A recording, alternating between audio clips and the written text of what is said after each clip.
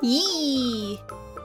Hey guys, welcome to the channel. My name is Tiffany and I'm the owner of Tiffany Gordon Cosplay LLC, which is a company that focuses on costume and prop fabrication as well as education.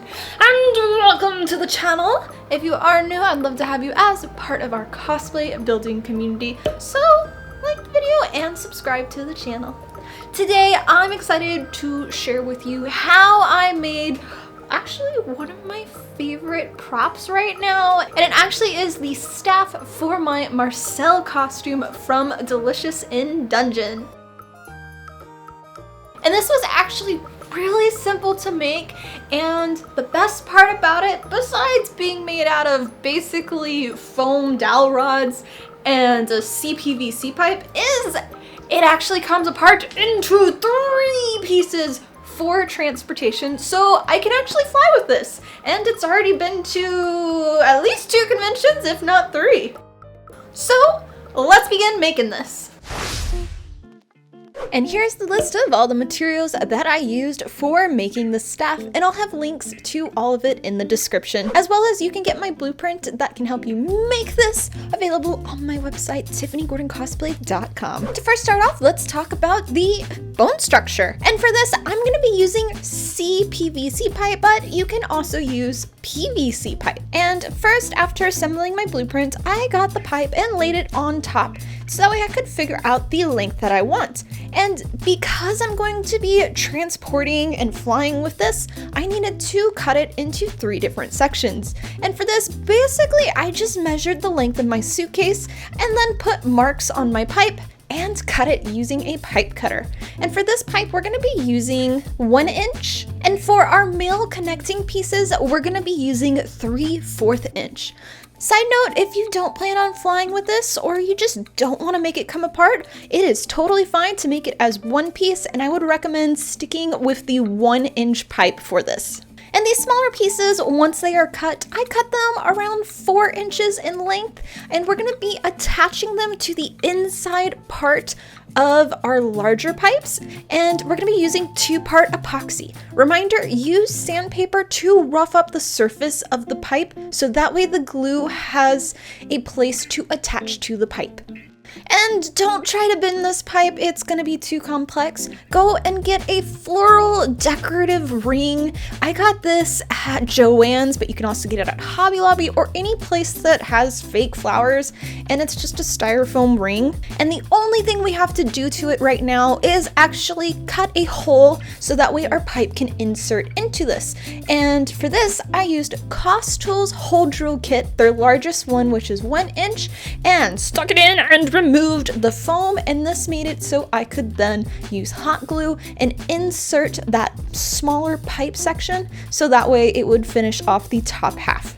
And the very last step, which I actually did this at the very end of the staff, but I'm going to talk about it now, is for all of these pieces, the male part that we made out of 3/4 inch, it is not going to be snug in your pipe. So you will need to add a strip of 2mm foam around it. This way it'll make your parts fit snug together. And I just use contact cement glue to attach this.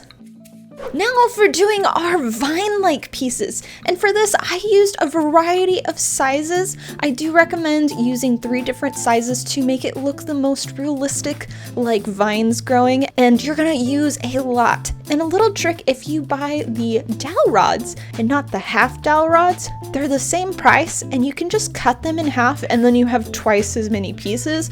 Or if you don't want to do that, just get the normal half dowel rods.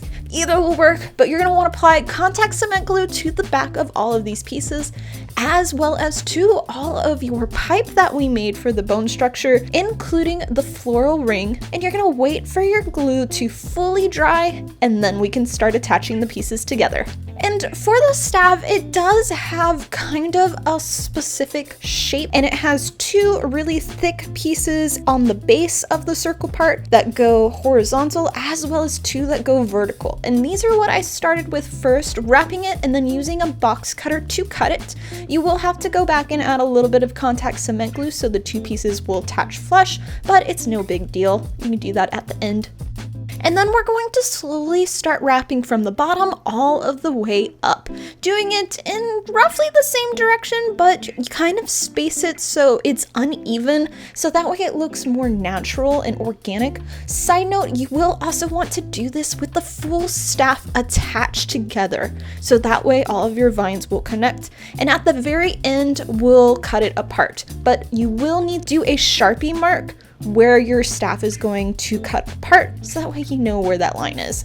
And after doing one strand all the way up, I would come back with a different size, so that way none of the same sizes like back to back, so it kind of looked more organic. And some of them I cut smaller and would have part of it not attach the foam rod, and I'd have it coming off, so it kind of looked like the tree branches or the vines were kind of going away from the staff. Then just glue, glue, glue. And again, it's going to take a lot of foam dowel rods, so put on a good show because it's going to take a bit of time. And for the top frame, you're also going to want to go in one direction, starting from the base, and just work your way all the way around. And once you're done covering the pipe with all of the foam dowel rods, I went back with a box cutter, and any place that was a sharp 90-degree angle, I kind of whittled it so it looked like it was going into itself more. And if your staff is coming apart, where you put those marks where your staff sections come apart, you will want to cut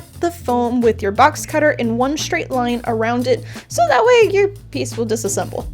And this is what mine looked like after it was fully covered. Now, if you're happy with this, you could technically just go as is and paint it and it'll still look great. But I had to be extra and I wanted this to look really, really realistic and look like vines. So I'm gonna tell you now how I did that. And to start off, I did one of the simplest methods, which was using a X-Acto knife and just adding little streaks and lines, cutting it halfway through the foam. And this is a nice little trick that when you use a heat gun afterwards, the lines that you cut are actually going to expand and leave more gap-like sections and give you more of a natural wood-like texture. And once that was done, I then went to my sanding station and with a Dremel and a sanding drum, all of those edges where the foam ended, I went back and kind of rounded it so it didn't look so freshly cut. And to be that much more extra and give it that really, really vine-like look,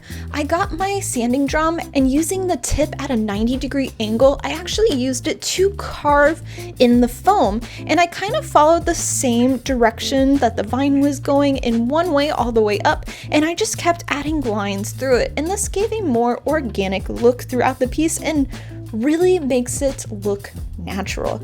Now, I know a lot of people, this is a lot of time consuming. It will take a few hours to do sitting in one station, not for everybody, and I think the staff looks great without doing this process, but if you want to be extra like me and make it super realistic, do this and it's gonna be fabulous. But either way is great.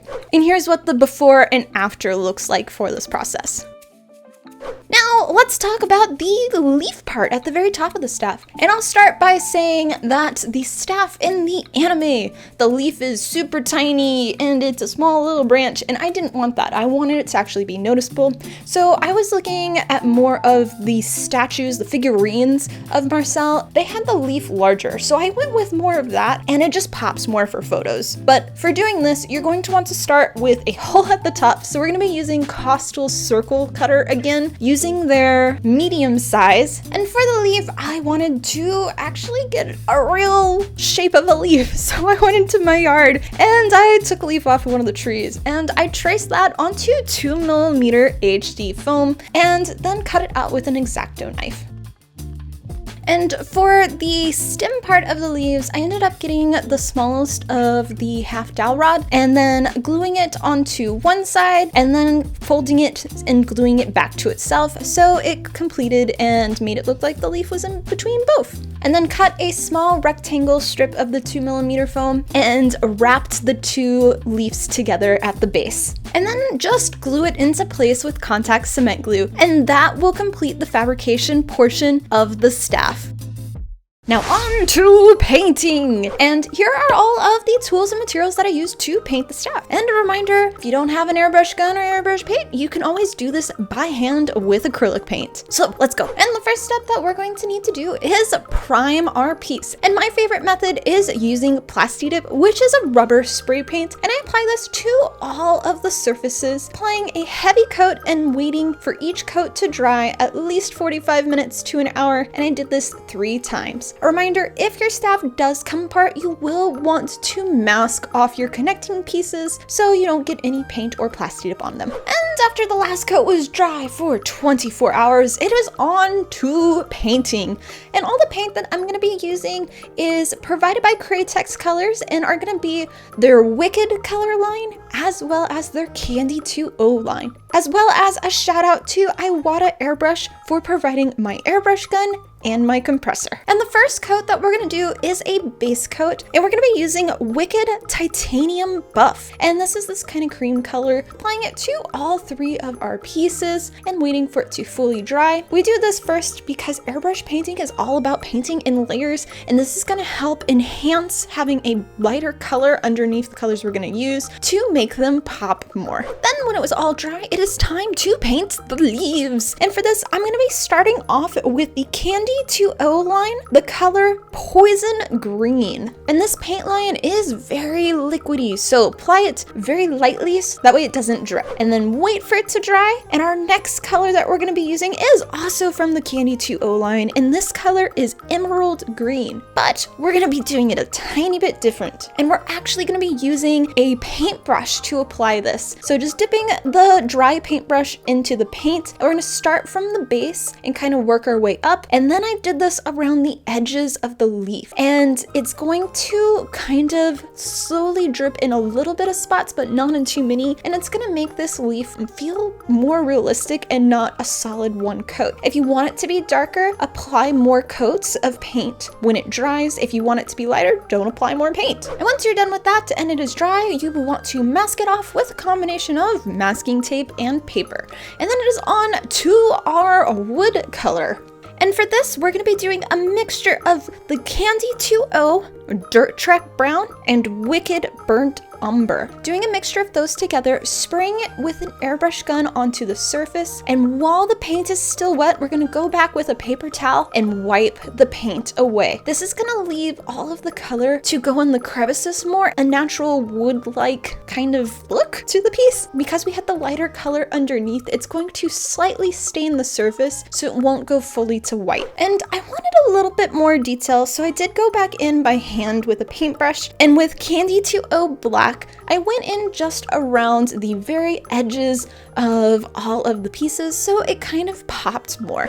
And the very last thing that you're going to want to do is seal your piece. And for this, first you'll want to remove your masked off leaf section so they're now exposed. And we're going to be using Cratex Colors UVLS Matte. And this is a clear coat you're going to apply to the entire surface of all 3 pieces. And this is basically going to protect your paint from fading, from sunlight, as well as from coming off, especially because we use the Candy 2O line. That one, if it is not sealed, if any water touches it or moisture or anything, it will start to run. So you really need to seal it. But that will be our last step for completing the staff.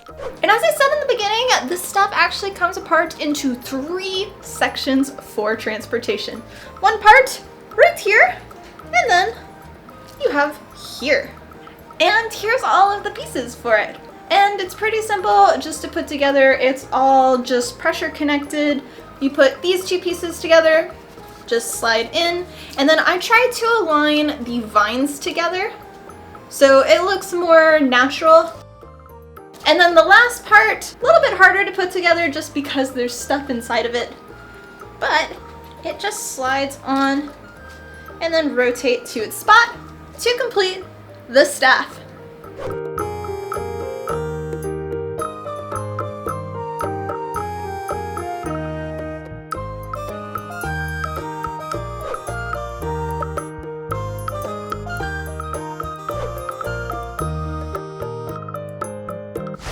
And that, guys, is how I made this staff for my Marcel costume from Delicious in Dungeon, and I really like it. I hope y'all like my interpretation of it. I really wanted to go with more of a wood vine like kind of staff, so a more realistic version, and I'm really happy with the final results. But let me know in the comments what you think. Did I go too realistic, or is it perfect? Let me know, as well as don't forget to like this video and subscribe to the channel. A big thank you to all of my company sponsors here on YouTube, as well as all of my members, specifically those legendary members who financially help to support me so I can continue doing this as my full-time job and my main source of income. And I'll see you for our next cosplay tutorial. Much love, guys.